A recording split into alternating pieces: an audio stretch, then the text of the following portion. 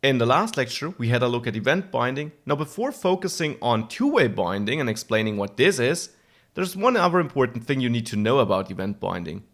Let's say before this button, we also have a label, server name, and then more importantly, we have an input, which we maybe give a bootstrap class of form control.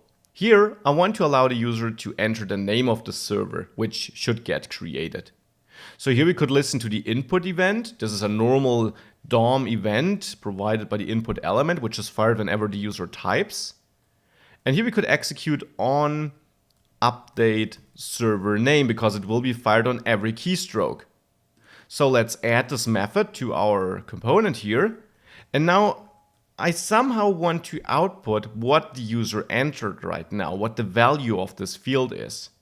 Now we can do this by passing $event here.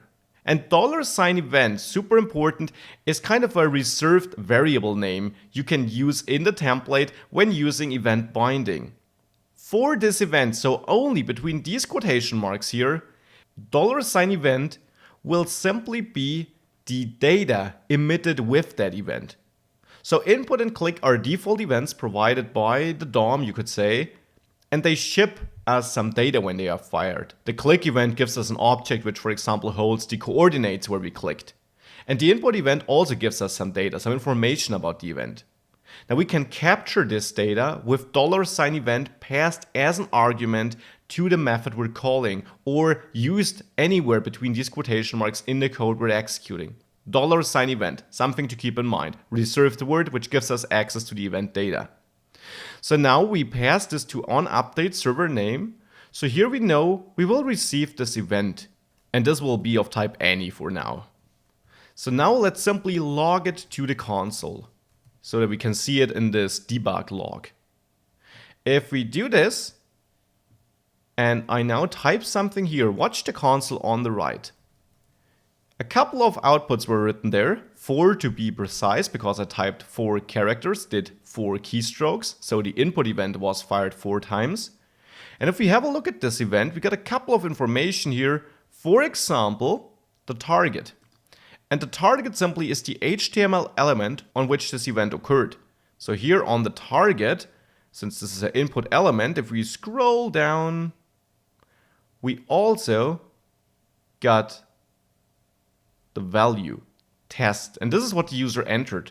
So what we can do now in our TypeScript code is we can set a server name property, which is an empty string by default, and then here in onUpdate server name, instead of logging it, we could say this server name, and we just learned that on the event, which is of type event as we now also saw, here we have a target, and on the target we have a value.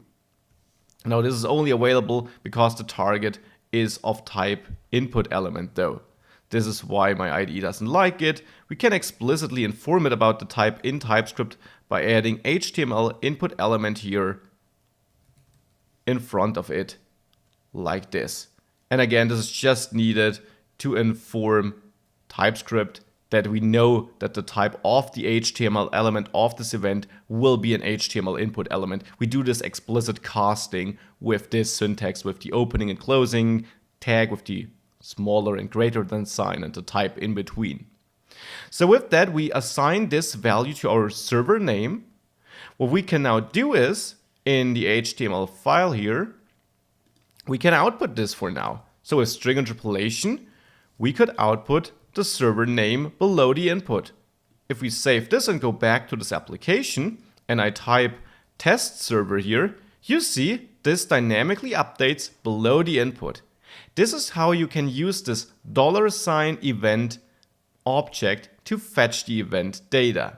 Now with that, let's move on to two-way data binding to kind of finish this little example app here for now.